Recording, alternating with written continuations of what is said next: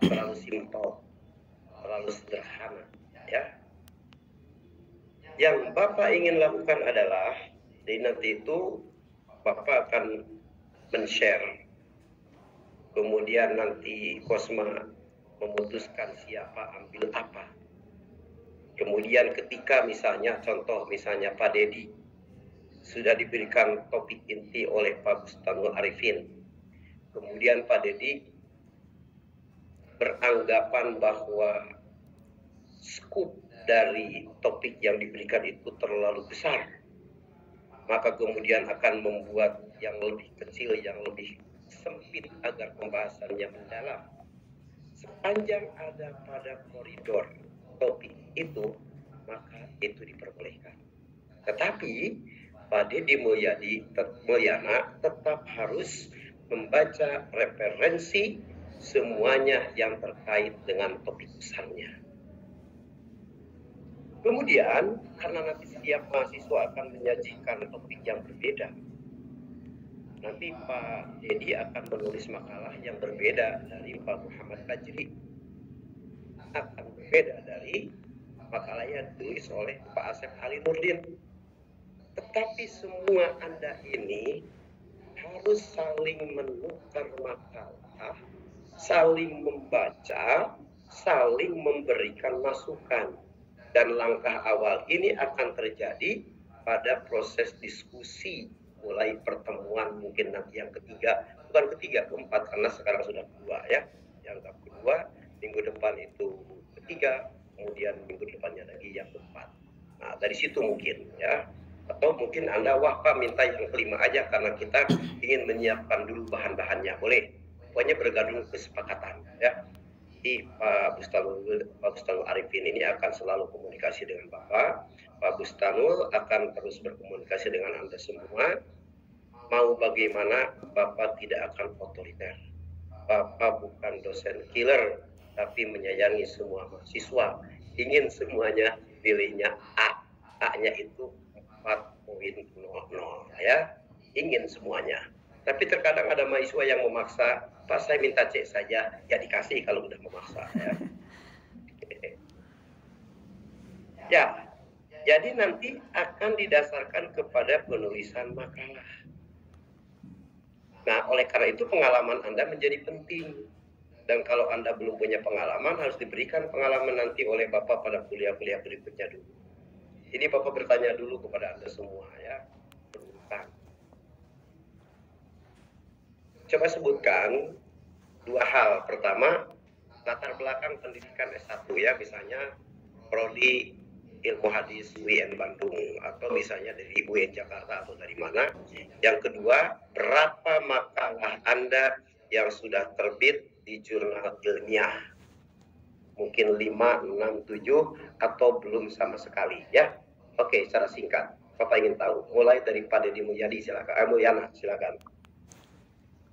Bismillah, S1 saya di Sudan, jurusan Syariah Qanun. Kemudian untuk makalah belum ada yang diterbitkan sampai saat ini. Oke, bagus. Bagus, saya senang kalau dari Sudan tidak ragu lagi bagaimana cara nanti Anda membaca referensi ya. Tapi ingat, kalau ingin menjadi ilmuwan yang bagus itu minimal kita menguasai 2 bahasa asing ya. Kalau bagi kita Arabic and English ya. Mesti itu. Insyaallah. Ya. Insyaallah bagus. Terima kasih Pak Dedi. Pak Bustanul Arifin. Nama saya Bustanul Arifin, Prof. Dipanggil Arif. Dulu S1 saya di Tafsir Hadis di 2010 saya lulus dari UIN dan baru bisa bergabung di S2 di tahun ini. Belum ada makalah yang diterbitkan. Oke. Pak Ahmad.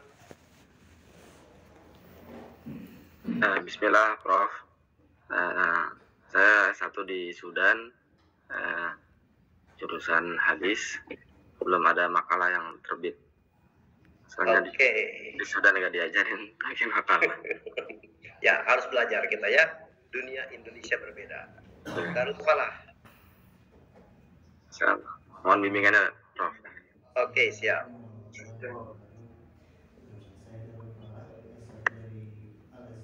Pak Darul, volumenya dinaikkan dulu. Assalamualaikum. Saya Darul Fala, S1 dari Al Azhar. Kebetulan ngambil jurusan hadis. Untuk makalah belum ada yang. Oke. Pak Hafiz.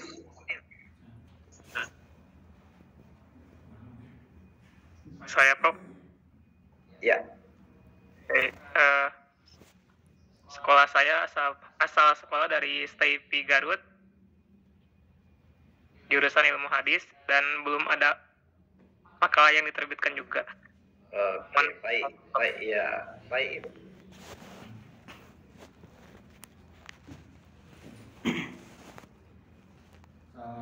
Unmute dulu, Pak Ib. Unmute.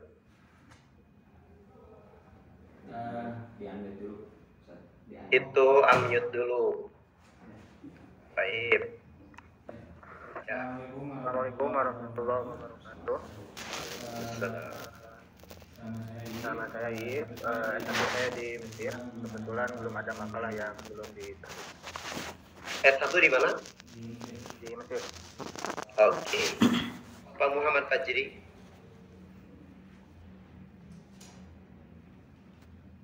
Assalamualaikum warahmatullahi wabarakatuh. Nama saya Muhammad Fajri. Saya S1 dari Libya Jakarta, ngambil jurusan syariah. Belum ada makalah yang diterbitkan. Oke, Pak Ilham. Bismillahirrahmanirrahim. Assalamualaikum warahmatullahi wabarakatuh. Itu kebesaran untuk volumenya. Itu dimatikan dulu.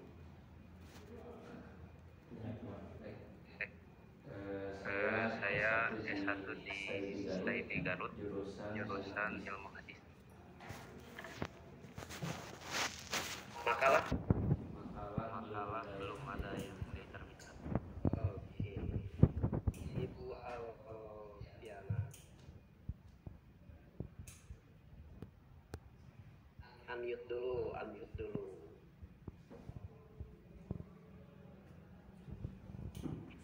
Assalamualaikum warahmatullahi wabarakatuh. Nama saya Fiana Reveni. Saya jurusan ilmu hadis, S1-nya di Al Azhar Kairo, Mesir. Dan untuk makalah belum ada yang pernah diterbitkan. Oke.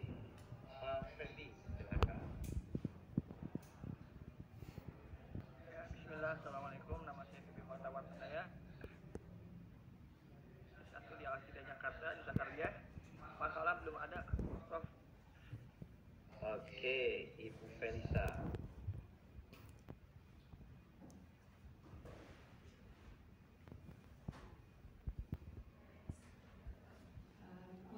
Bismillah, nama saya Ayla Felisa Azura.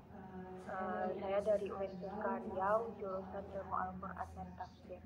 Makalah belum ada yang diterbitkan. Oke, Pak Asep Ali.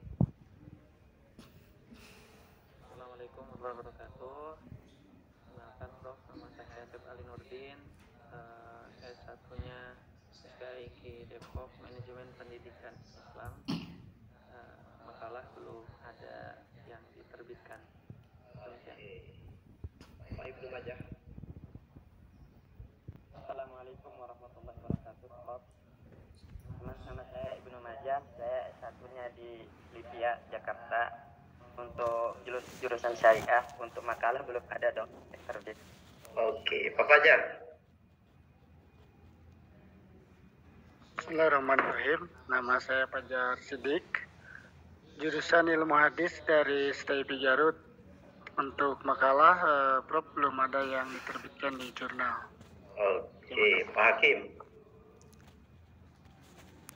Bismillahirrahmanirrahim. Nama saya Hakim. Kuliah S1 saya di STIP Garut, mengambil jurusan ilmu hadis, dan belum ada makalah yang diterbitkan di jurnal, Prof. Hayatul Fauzi. Ya, bismillahirrahmanirrahim. Ustaz Hayatul Fauzi, abdi di Sastra Sunda Unpad. Bacanya makalah. Halo, gimana makalah? Halo.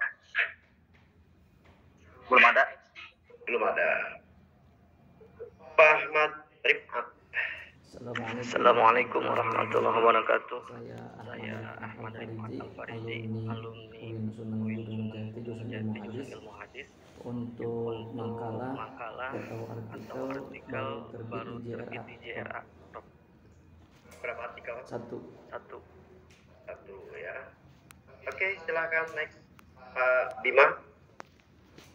Assalamualaikum warahmatullahi wabarakatuh, Prof. Nama saya Bima Ramadan. Sebelumnya di Uniat untuk artikel belum ada. Oke, ini kalau Pak Proing Travel Pusat belum ada ya? Halo? Itu admin saja, Prof. Admin. Oke, jadi beliau tidak kuliah sungguhnya? Tidak. Oke, jadi sekarang ini berarti kalau mahasiswa 19 sudah hadir semua, alhamdulillah ya. Yang tadi terlambat sekali lagi, next week atau next Monday itu kita akan mulai jam 7 ya Pak. Tapi Zoom room-nya dibuka sebelum jam 7 ya. Jadi sebelum 7 udah pada join, jam 7 kita mulai. Akhirnya tetap sesuai jadwal ya, karena tidak boleh kita nanti mengambil waktu orang lain ya, yang jam yaitu sampai jam berapa itu jam pertama itu? Sampai jam 8.30 ya. 8.30. Jadi kita harus tetap disiplin untuk soal akhirnya ini kepada orang tidak mengganggu. Oke. Jadi berdasarkan informasi barusan, hanya satu orang yang sudah pernah menerbitkan artikel dalam jurnal, yaitu Pak Ahmad ya. Oh sorry, siapa tadi itu? Rifat. Ya betul, Pak Ahmad Rifat ya. Oke, dan baru satu artikel. Oke, begini. Mulai dari sekarang, Anda belum terlambat. Jadi kalau Anda ingin maju, apalagi ada yang bercita-cita untuk menjadi dosen, maka menulis itu sebuah keniscayaan. Jadi nanti kalau ada dua di antara Anda melamar kepada sebuah prodi, ini S2 ilmu hadis ini sangat dibutuhkan, banyak orang mencari ya. Kemudian nanti itu ada yang A itu IPK-nya itu hanya 3,6 misalnya, 3,6. B itu IPK-nya 4,00. Yang 4,00 ini begitu jadi magister hadis belum punya artikel yang terbit dalam jurnal. Tetapi yang 3,6 ini sudah 10 artikelnya terbit dalam jurnal. Jurnalnya juga bukan hanya nasional tapi juga ada yang internasional. Maka nanti yang diambil oleh prodi, yang ketua prodinya cerdas, itu bukan yang IPK-nya 4,00 tanpa tulisan di dalam jurnal, tapi akan mengambil calon dosen yang IPK-nya 3,6 tapi sudah memiliki 10 artikel yang terbit dalam jurnal ilmiah. Mengapa? Sebab dosen itu kalau dia rajin menulis, positif efeknya itu pertama akan kepada dirinya sendiri. Kedua, kepada prodi, akreditasi prodi. Ketiga, kepada fakultas, untuk akreditasi fakultas. Dan yang keempat, untuk universitas, akreditasi universitas. Nama prodi, nama fakultas, nama universitas, rankingnya akan terangkat dan akan terjatuhkan oleh dosen-dosennya. Jadi nanti Anda akan merasakan kalau menjadi dosen yang baik itu akan diperebutkan oleh prodi-prodi yang ada. Prodi A mau akreditasi, maka nama Anda akan dipinjam. Anda masih di prodi A, prodi B mau akreditasi, nama Anda akan dipinjam. Anda masih di B, prodi C mau akreditasi, nama Anda akan dipinjam. Itu kalau Anda menjadi orang yang berkualitas.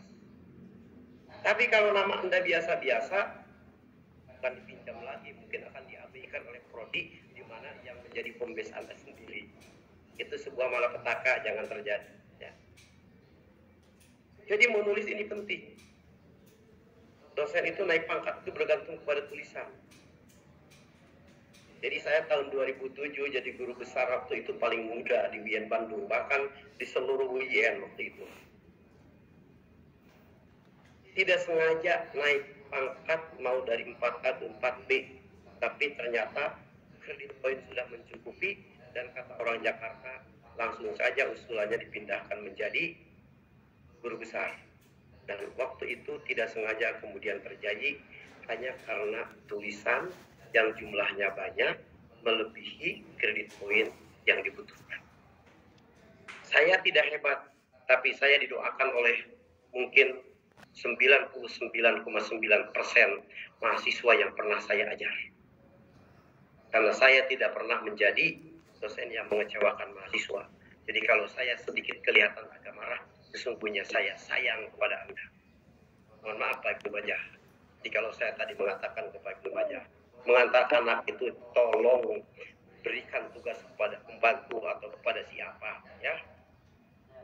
Itu karena sayang kepada Pak Ibnu Majah. Jangan sampai namanya adalah seorang Ibnu Majah yang kita tahu adalah itu nama seorang ahli hadis yang amat luar biasa, tapi kemudian Anda ikut kuliah terlambat, maka sama dengan merendahkan Ibnu Majah yang ahli hadis itu. Bapak sayang kepada Ibnu Majah yang sekarang tampil di ruang ini supaya menjadi seperti Ibnu Majah yang sudah kita kenal, ya. Amin, amin ya Allah, amin. Ya. Jadi serius kita menulis makalah, maka karena menulis makalah itu penting dan kita akan memulai. Jangan sampai nanti saja pada waktu kuliah yang lain. Tidak. Do it right now. Wala taqulanna li syai'in inni fa'ilun dzalika ghadan. Ya, lakukan sekarang juga, jangan nanti dan nanti. Kemudian apabila saya menyuruh Anda menulis artikel di dalam dan diterbitkan dalam jurnal yang terakreditasi, bisa nasional, bisa internasional. Misalnya, yang untuk akreditasi nasional boleh Sinta, ya paling rendah Sinta 3. Jadi 1, 2, 3. Tapi boleh juga buat Anda yang punya kemampuan di dalam menggunakan foreign languages, menggunakan bahasa asing, maka lebih sarankan untuk menulis artikel dalam bahasa asing dan diterbitkan dalam jurnal internasional walaupun belum terindeks Scopus misalnya. Sekarang banyak di berbagai universitas di luar negeri, dia membuka jurnal internasional, belum terakreditasi, tetapi jurnal internasional itu walaupun belum terakreditasi lebih bagus dari aspek diseminasi ilmunya dibandingkan dengan jurnal nasional walaupun terakreditasi Sinta 1. Kenapa? Sebab level keterbacaannya lebih luas. Jadi kalau Anda menulis artikel di dalam bahasa Arab, nanti yang membacanya bukan hanya orang Indonesia, tapi dari berbagai negara di belahan dunia yang paham bahasa Arab akan membaca artikel.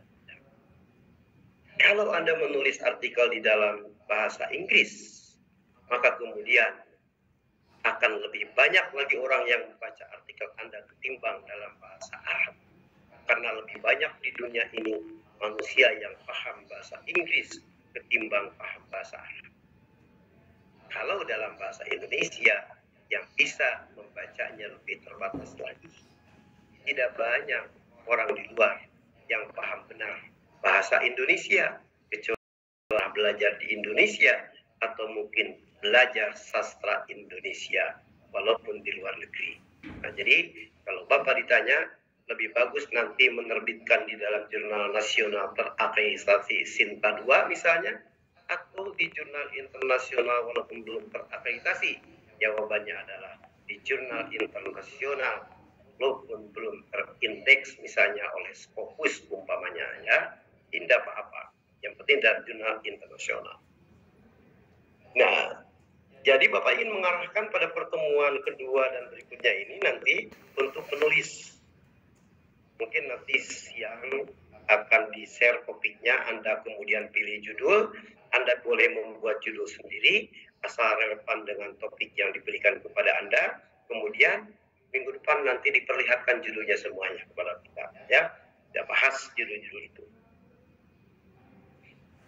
Karena menulis artikel itu memerlukan skill of citation, skill citasi, maka perlu kita menguasai software citation, software untuk citasi. Banyak, ada Zotero, kemudian ada Mendeley, banyak. Tetapi Bapak menyarankan karena kebanyakan jurnal nasional dan internasional yang menggunakan Mendeley, maka Anda harus mengakrabi Mendeley dan kita akan terapkan di dalam penulisan artikel pada mata kuliah ini. Jadi sekarang pertanyaan yang kedua, siapa yang sudah biasa menggunakan Mendeley atau belum? Jawabannya sudah biasa atau belum pernah. Pak Didi bagaimana? Belum Pak, belum pernah. Dulu pernah bantu aja sih, bantu istri. Oke, bagus. Punya istri pintar, bagus ya. Pak Gustano? Pernah coba tapi tidak ahli. Dulu itu juga. Oh dulu. Sekarang udah agak lupa gitu atau udah masih ingat? Sepertinya lupa. Soalnya udah lama sekali. Bagus. Saya memuji kejujuran ya. Pak Ahmad? Belum tahu, Prof. Maaf. Nah, ya nggak apa-apa, nggak usah pakai maaf. Bapak ini hanya perlu data aja ya. Nggak apa-apa. Jadi kalau saya dihadapkan dengan mahasiswa yang belum banyak tahu, itu bagus. Karena ingin memberitahu kan. Oke, Pak Darul Falah.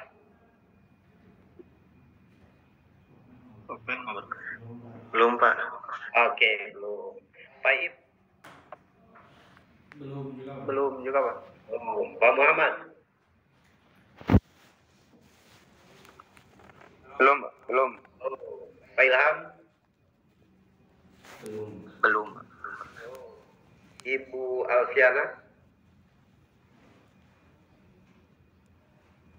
Belum, Pak. Belum. Pak Feli? Belum, Pak. Belum. Bu Aila? Belum, Pak. Belum. Pak Asep? Belum, Pak. Belum. Pak Ibnu Majah? Belum, Pak. Belum. Pak Hakim? Belum juga, Prof. Ya, Pak Hayatul Fauji? Belum, Prof. Belum. Pak Ahmad? Sudah pernah, Prof. Cuman belum ahli. Oke. Pak Fajar? Belum pernah. Pak Hafiz? Belum, Prof. Sama. Pak Bima? Belum, Prof. Oke. Pertanyaan ketiga, jawabnya sama-sama aja ya. Apakah di dalam laptop Anda semua sudah terinstal program software Mendeley atau belum? Belum ada, Prof. Sekarang, Prof. Belum. Jadi baru mendengar sekarang ya, Mendeley baru mendengar. Untung bertemu dengan saya ya. Baik.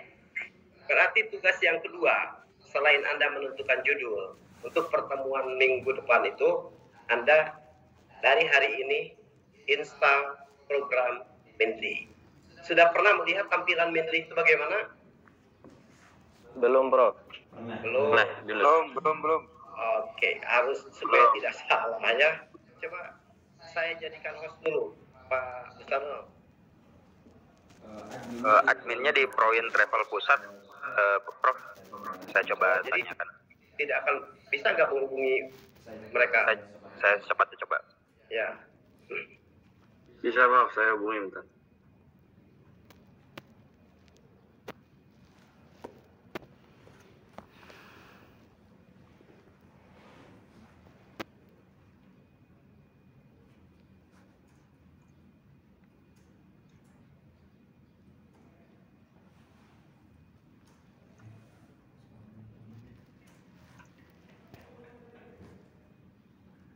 Ustadz Ahmad bisa sepertinya itu co-host.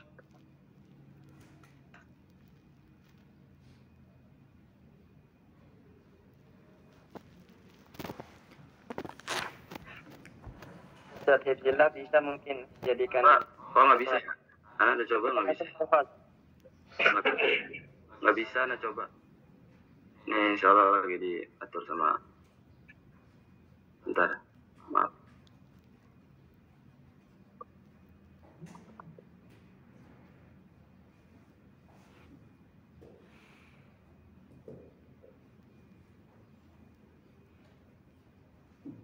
Oke. Mungkin sambil menunggu begini ya. Pokoknya Anda semua masuk ke Google, masukkan kata kunci, download, dan install.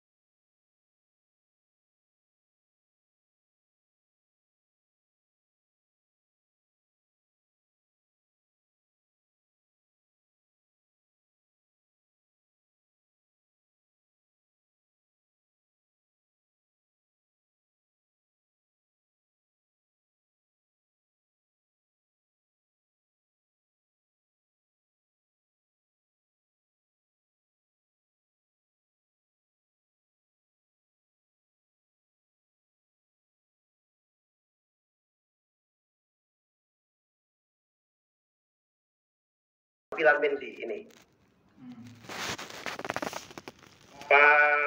Pak Ahmad, ya, lihat tampilan di layar? Kelihatan. Ya, simbol ini nanti lihat selalu ada yang merah. Ini punya Bapak ya, Mendy ini yang katanya sudah. Jadi jangan heran nanti kalau beda bukan begini, punya Anda begitu dibuka akan kosong karena belum pernah memasukkan data kan. Kalau Bapak sudah melakukan entry ya, seperti begini. Nah, ini Mendy. Jadi nanti di sini ada menu bagaimana cara memasukkan, menambahkan referensi ya, kemudian cara menggunakannya bagaimana. Kita akan pelajari minggu depan karena harus praktik. Supaya bisa praktik maka Anda semua install dulu Mendy yang tampilannya seperti begini ya. Oke, lihat tulisannya ada Mendeley ya, Reference Manager. Bacanya Mendeley Reference Manager. Nah, jadi Anda temukan ini, Anda install di dalam laptop Anda, dan kita akan menggunakannya mulai hari Senin yang akan datang. Ya, oke. Bagus. Sudah kelihatan ya semuanya ya. Jadi seperti begitu. Simbolnya berwarna merah ya, seperti Prime Travel Pusat ini, tapi bukan berarti merah menunjukkan kepada simbol partai ya, bukan sama sekali ya, tidak ada kaitan karena Mendy bukan produk Indonesia. Partai berwarna merah produk orang Indonesia yang harus Anda tinggalkan sejak dulu ya. Oke. Ini penting ya. Di kelas hadis yang non reguler itu ada orang PKS yang tetep. Ternyata di kelas saya dia anggota DPR di Provinsi Jawa Barat dari PKS. Saya katakan waktu itu kuliah pertama tidak boleh meninggalkan dari koalisi itu. Kemudian siap, dan ternyata kemarin diumumkan tadi malam PKS tidak meninggalkan itu ya. Sampai kayak Partai Demokrat kelihatan sekali menonjolkan kepentingan pribadi daripada kepentingan bangsa ya. Tidak boleh seperti itu. Kalau Anda ada orang Demokrat, keluar saja karena mentalnya tidak bagus ya. Anda semuanya ke PKS. Orang hadis, orang tafsir itu pantasnya di PKS adanya ya. Baik, itu bukan kampanye dakwah namanya ya. Kampanye tidak boleh karena saya ASN, tapi kalau dakwah kan boleh. Saya sebagai ustaz. Ya, jadi pilih topik, kemudian Anda nanti siapkan referensi, kemudian dari topik itu bikin judul yang spesifik. Nah, sekarang masih ada waktu. Ya. Jadi supaya Anda langsung bisa menyiapkan judul, maka saya akan membahas sedikit tentang judul.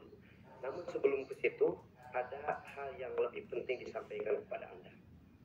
Begini, nanti di akhir perkuliahan ini, mahasiswa yang jumlahnya 19 orang ini akan terbagi kepada 4 kelompok. Ya. Kelompok yang pertama itu adalah kelompok yang sangat beruntung. Yang bagaimana perkuliahan belum selesai, tapi artikelnya sudah terbit di dalam jurnal. Itu kelompok yang pertama yang paling beruntung. Bisakah? Bisa. Jangankan mahasiswa S2, mahasiswa Bapak S1 itu ada yang demikian. Bahkan mahasiswa yang Bapak bimbing sudah beberapa tidak menulis skripsi, tapi menulis artikel dibimbing oleh Bapak, terbit dalam jurnal internasional, kemudian yang disidangkan bukan skripsi, tapi artikel jurnal. Di Fakultas Syariah dan Hukum, mahasiswa pertama yang menulis artikel jurnal sebagai pengganti skripsi adalah mahasiswa yang dibimbing oleh Bapak. Alhamdulillah. Dia memberikan contoh kepada yang lain. Di mereka yang lain itu tertangkitkan. Oh, ternyata sudah mulai di Fakultas Syariah ada mahasiswa tanpa harus menulis skripsi, tapi dia lulus, dan lulusnya juga cum karena dia ganti skripsinya dengan menulis artikel dan terbit di dalam jurnal internasional.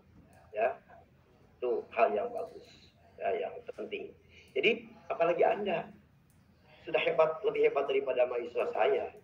Karena ada yang dari Al-Azhar, ada yang dari Sudan, tadi ada yang, pokoknya insya Allah, kalau mahasiswa ilmu hadis itu, menurut saya sampai sekarang pengalaman mengajar, tidak akan dilakukan soal kemampuan bahasa asing minimal bahasa Arabnya. Ya, jadi itu kelebihan kita. Jadi saya dulu S1 tafsir hadis, ya, di UIN Bandung, dulu masih IAIN, dan waktu itu masih di Fakultas Syariah. Kalau tadi ada kawan-kawan yang dari Bandung, mungkin sudah di Usuluddin ya programnya. Dulu muncul pertama di Fakultas Syariah, ya, beberapa angkatan.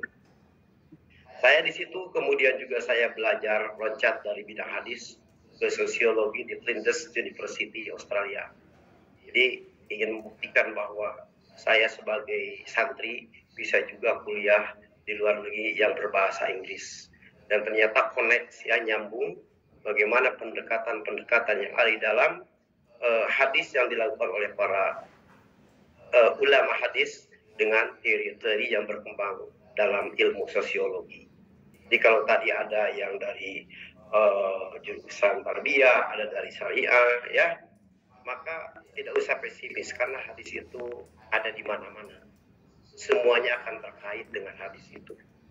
Orang dari pendidikan akan sangat relevan belajar hadis. Orang dari hukum apalagi, ya, karena selalu menggunakan hadis sebagai sumber yang kedua di dalam sumber hukum, ya. Hanya soal linearitas saja nanti. Jadi kalau Anda nanti mau jadi dosen, S1-nya Fakultas Tarbiyah, kemudian mungkin dulu PAI, kemudian mengambil S2 hadis, kemudian mengambil S3-nya PAI lagi, itu akan sulit menjadi profesor. Tapi kalau supaya gampang, S1 Tarbiyah, S2-nya hadis, S3-nya harus hadis lagi, ya. Itu saya ingatkan. Jadi tadi ada yang dari Fakultas Syariah, kemudian juga bidangnya bukan dari ilmu hadis atau tafsir, maka kalau sekarang ambil ilmu hadis, nanti S3 juga ambil fokus kepada ilmu hadis, supaya tidak ada kejalan ketika ingin menjadi guru besar, ya.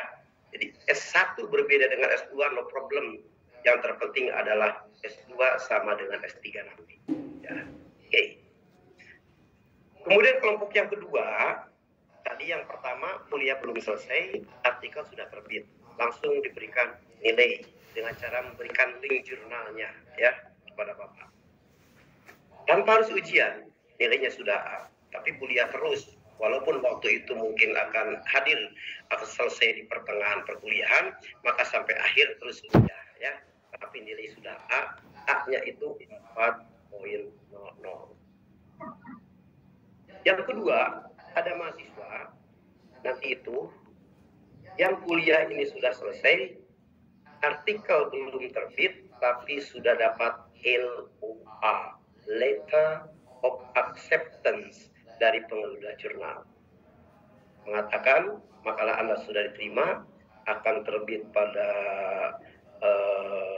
jurnal kami, volume 10, nomor 1, di bulan Februari 2024. Nilainya sudah A juga, ya. Nilainya sudah A juga, tapi 3,8. Apa? 3,8 ya. Kelompok yang ketiga, kuliah sudah berakhir, belum dapat LOA, masih revisi.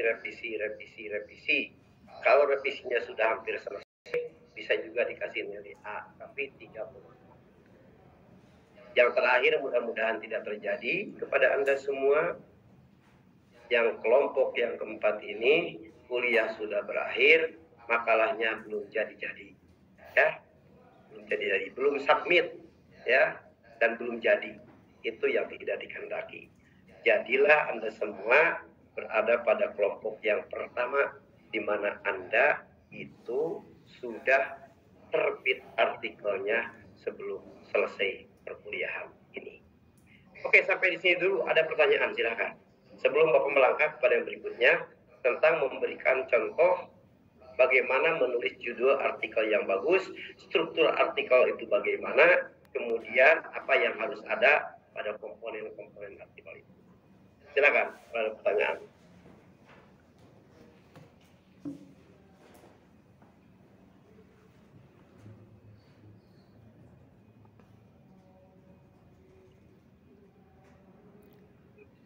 Izin Prof, gimana cara bikin judul yang bagus? Oke, itu yang akan kita bahas ya. Bagaimana bikin judul yang bagus? Ada lu pertanyaan yang lain selain itu?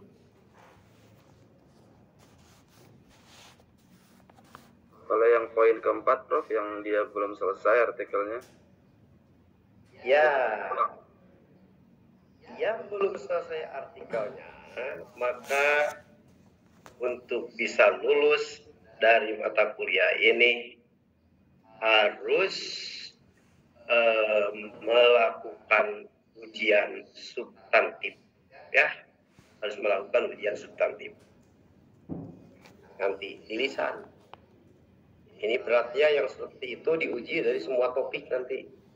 Harus memahami, menguasai seluruh aspek. Maka hindari Anda untuk masuk ke dalam kesulitan. Bala tulqu bi aidikum ila tahluka. Dari sekarang usahakan oleh Anda berdoa, sholat tahajud, sholat hajat, tapi barengi dengan menulis makalah. Ya, itu yang keempat, harus selesai. Semuanya, tidak akan ada mahasiswa yang tidak selesai dalam mata kuliah ini. Misalnya nilainya kosong, tidak ada. Kecuali dia minta sendiri yang kosong. Bagaimana cara mintanya? Kuliahnya blankong, makalah tidak ditulis, waktu ujian pun tidak datang. Nah, itu dia nanti akan tertunda ya kelulusannya. Bapak prinsipnya ingin meluluskan Anda semua dan ingin semuanya nilainya A. Oke. Ada lagi yang mau ditanyakan? Oke, ya. Mohon maaf, Prof. Baik, silakan. Izin. Kalau kita izin untuk ke belakang atau gimana, apakah harus bicara atau bisa langsung, Prof? Dalam kelas ini, Prof. Dalam kelas ini kalau ke belakang itu silakan bebas saja ya. Atau supaya tidak ada prasangka dari teman Anda. Kalau Bapak tidak akan prasangka, karena tidak boleh kan menurut Al-Quran itu ya, berprasangka. Jadi tidak ada susahnya. Mohon izin mau ke belakang sebentar gitu kan. Tapi jangan 1 jam kan. Mohon izin ke belakang sebentar, itu lebih bagus. Tapi pada prinsipnya bebas saja, sepanjang memang kepentingan itu amat sangat mendesak. Ya, oke, bagus. Nah, tidak ada lagi. Kalau tidak ada, kita akan mulai. Ya. untuk judul itu harus linear atau memang bebas walaupun tidak dalam masuk substansi perkuliahan atau harus ini? Pertanyaan bagus. Bebas tapi terbatas. Maksudnya bebas, tidak perlu sama dengan nanti akan dibagikan oleh Pak Bustanu Arifin. Bebasnya itu tidak sama, tetapi harus ada pada koridor itu. Jadi tidak boleh keluar dari topik besar yang dibagikan nanti. Silakan dipecah-pecah menjadi topik kecil supaya pembahasannya mendalam. Ada di situ dan kita akan nilai nanti bersama minggu depan. Anda rumuskan judul, apakah itu relevan dengan judul Anda atau belum. Caranya begini. Jadi Bapak itu menulis 2 kalimat. Kalimat pertama topik yang diberikannya apa, di bawahnya judul yang Anda akan tulis, ya. Nanti itu ditayangkan, ya. Nanti itu supaya bisa menayangkannya oleh Bapak semua, maka sehari sebelum perkuliahan itu nanti dikompilasi oleh Pak Bustanu Arifin dalam sebuah file Word, ya.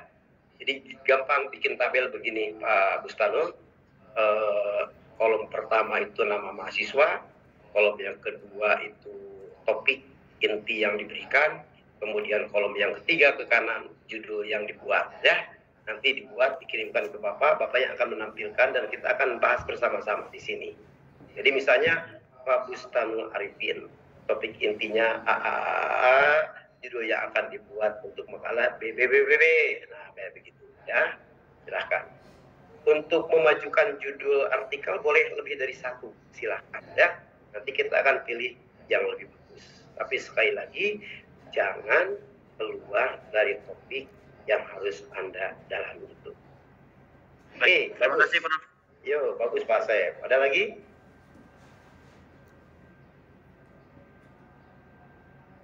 Mohon maaf ya, suara Bapak lagi agak serak sebenarnya ini, jadi tidak kedengarannya mungkin bisa agak mengganggu, kurang bagus ya. Oke, kalau tidak ada kita akan masuk ya.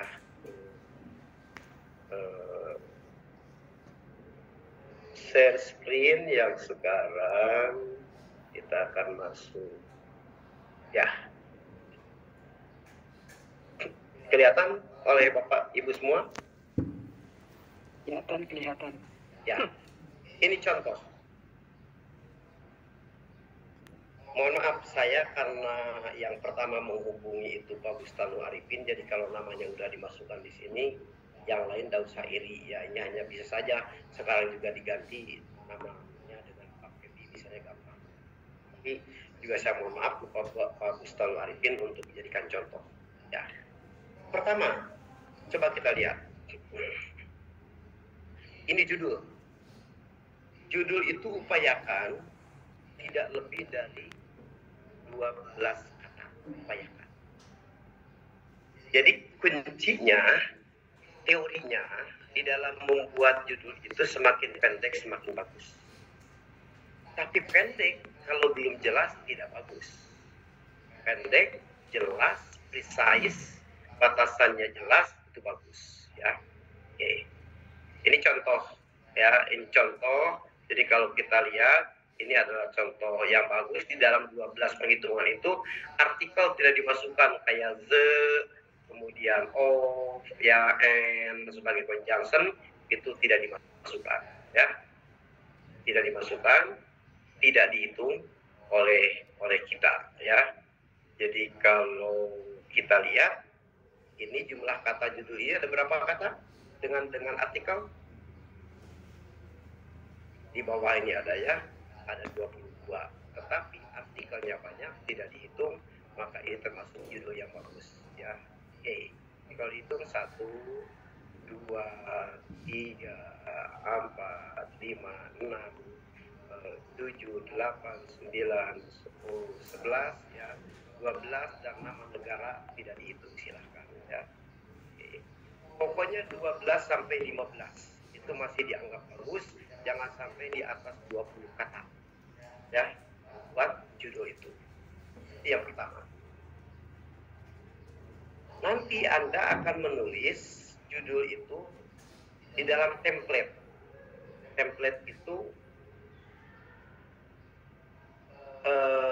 bentuk artikel yang diberikan oleh pengelola jurnal.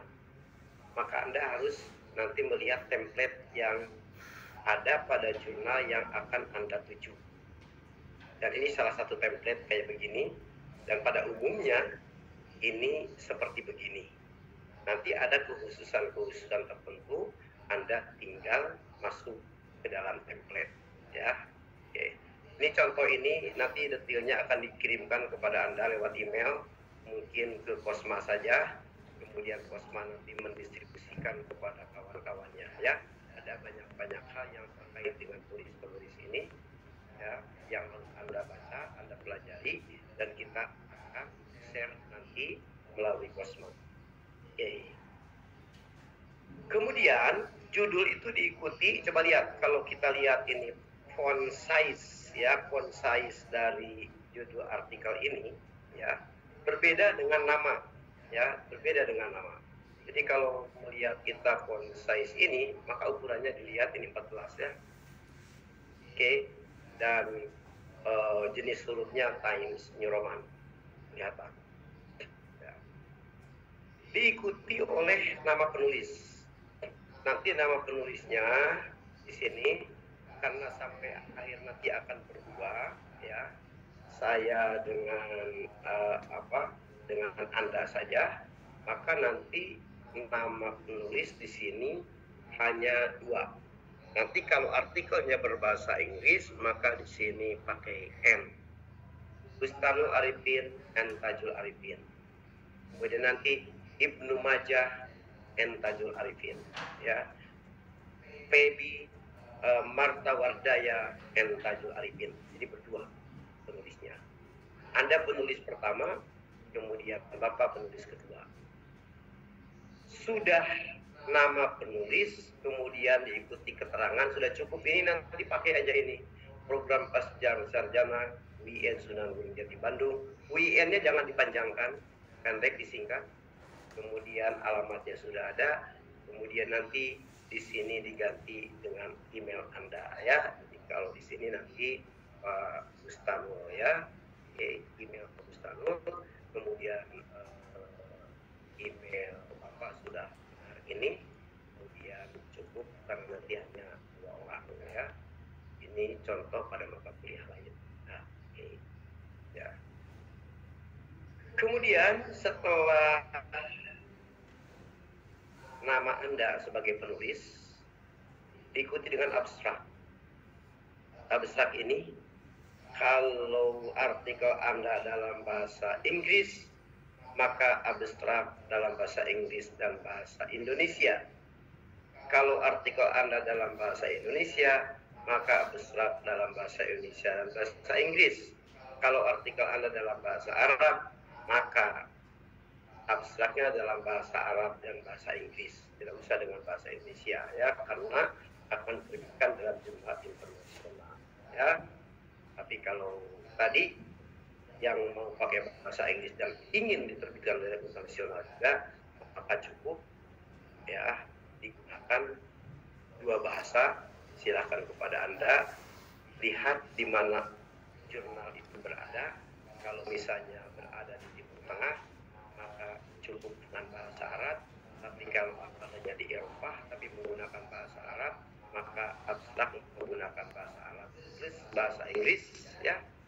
Dan kalau jurnal internasional itu di Indonesia tapi menggunakan bahasa Arab, maka abstrak menggunakan bahasa Arab plus bahasa Indonesia. Lihat di mana artikel Anda itu akan terbit, di negara mana, penting, ya.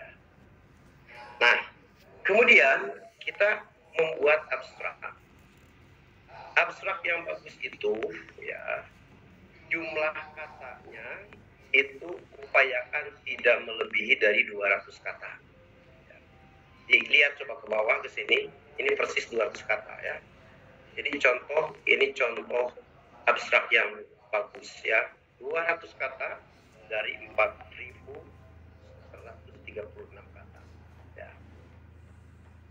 Apa yang harus ada di dalam abstrak? Yang harus ada itu pertama tujuan, the aim of this research, tujuan. Kalau ada 3 rumusan masalah, maka tujuannya juga ada 3, ya. Kemudian aspek metodologi, paling tidak bagaimana data dikumpulkan. Data will depend to true depth interview, ya. Data dikumpulkan melalui wawancara mendalam. 2, 3 yang harus ada adalah temuan. This study reveal, penelitian ini, studi ini menyimpulkan bla bla bla bla bla bla. Dan yang terakhir yang harus ada itu adalah implication atau dalam bentuk saran berdasarkan hasil penelitian, ya. Ada juga abstrak yang memulai dengan latar belakang, ya boleh, tetapi yang terpenting unsur yang 4 ini harus ada, ya. Latar belakang optional, mau ada mau tidak ada silahkan. Berikutnya di dalam artikel itu harus membuat keyword, kata kunci, ya. Dan kata kunci itu dibuat alfabetis, kayak ini muskilul ahadis, kemudian social change, kemudian takwil, huruf T lebih belakang daripada S, huruf S lebih belakang daripada M. Itu yang disebut alfabetis, ya. Apa bagian yang harus ada dalam artikel? Yang pertama introduction, ya, pendahuluan. Ada seperti ini. Introduction itu isinya di dalamnya literatur review, mereview artikel sebelumnya yang terkait. Dan di dalam introduction ini kita tidak boleh terlalu jauh ke belakang. Misalnya karena takut kekurangan jumlah halaman, judul Anda itu misalnya sebut saja kayak ini. The application of social change and ta'wil theories in understanding muskilul ahadith and their contribution to Sharia economic law development in Indonesia. Jadi kata kuncinya ini social change theory, ta'wil theory, kemudian muskilul ahadith, kemudian kontribusi terhadap ekonomi perkembangan ekonomi syariah di Indonesia. Judulnya seperti begini, tapi karena melihat ada kunci syariah, ekonomi syariah, kemudian pendahuluan Anda itu dimulai dengan kalimat misalnya, Islam terdiri dari 3 aspek terpenting, yaitu akidah, syariah, dan akhlak. Ya, karena ada kata syariah. Itu seperti berhubungan, tapi terlalu jauh. Ya, jadi nanti bicara syariah apa, akidah apa, akhlak apa, terlalu jauh. Jadi harus langsung fokus kepada judul. Coba kita lihat. Ini contoh artikel bagus. Ini kata pentingnya social change theory, ta'wil theory, kemudian juga muskilul ahadis, kemudian economic development. Lihat. Langsung kata pertama itu social change and ta'wil theories, langsung ke situ. Ya. Coba lihat. Keterkaitan antar paragraf. Kalimat ini membahas one and most prominent of social change theory was cyclical theory. Lihat. Paragraf berikut, ini kata kuncinya cyclical and ta'wil theory. Ini berhubungan antara paragraf dengan paragraf itu harus selalu berhubungan. Coba lihat di sini. Ta'wil, berhubungan lagi. Bagaimana dengan paragraf berikutnya? Nah, paragraf terakhir harus menyebutkan all studies on the application of cyclical and ta'wil theories reviewed above have different object of study topic with the one the writer proposed to write here. Harus berani mengatakan begini, semua tulisan-tulisan tentang teori ta'wil dan cycle yang sudah direview di atas memiliki objek kajian yang berbeda dengan yang akan dikaji pada tulisan ini, ya. Kemudian Anda akhiri kalimat di dalam paragraf terakhir pendahuluan, this paper for use on answering two questions. Makalah ini memfokuskan pada pemberian jawaban atas 2 pertanyaan. inilah tujuan penelitian yang Anda munculkan di dalam pendahuluan ini sesuai dengan yang ada pada abstrak ini. Ya, jadi diakhiri dengan kalimat tanya yang akan dijawab pada bagian berikutnya. Next page atau next part, bagian berikutnya itu terkait dengan masalah metode. Jadi Anda bicara metode apa yang digunakan, teknik apa, sumber datanya apa, ya. Kemudian bagaimana data dianalisis. Berikutnya ada result and discussion. Result itu hasil, discussion pembahasan. Bagian pertamanya results. Nah, ini hasil penelitian, deskripsi dari apa yang Anda temukan, apakah dari lapangan atau dari literatur, ya. Itu dideskripsikan semua. Kemudian pembahasan itu mengaitkan data yang Anda temukan dari referensi atau lapangan dengan teori-teori yang sudah dikemukakan pada bagian pendahuluan. Jadi interaksi antara data dan teori adanya pada bagian discussion. Ya. Bagian berikut setelah discussion ada conclusion. Conclusion ini harus menjawab pertanyaan secara singkat. Ya. Jadi kalau rumusan ada 3, maka dalam konklusi ada 3. Acknowledgement, ya, ucapan terima kasih. Anda sampaikan ucapan terima kasih mungkin kepada istri, ya, kepada anak, pada siapapun yang menurut Anda harus diucapkan terima kasih. Dan bagian terakhirnya adalah referensi, ya, referensi. Baik, sampai di sini, ya. Kita tidak bisa sampai terlalu akhir dan sekarang memang sudah jam 8.30. Oke, ada pertanyaan. Dan sebelum saya menerima pertanyaan, nanti tolong Kosma, Japri Bapak kirimkan email address, kemudian Bapak akan mengirimkan sejumlah file, ya, kepada Anda. Kemudian nanti file-file itu di-share oleh Anda kepada teman-teman, kemudian dipelajari semuanya, dan nanti minggu depan sudah dianggap bisa, dan minggu depan kita akan mulai praktik input data di dalam Mendeley. Dan artinya semuanya harus sudah punya Mendeley program atau software di dalam laptopnya masing-masing. Oke, terima kasih. Any questions? Ada pertanyaan? Silakan.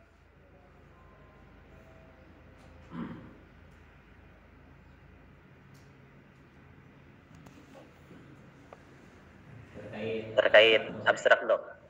Oke, silakan Pak Dedi. Itu kesimpulan atau bagaimana, Dok? Oke, sebentar. Ada tamu sebentar.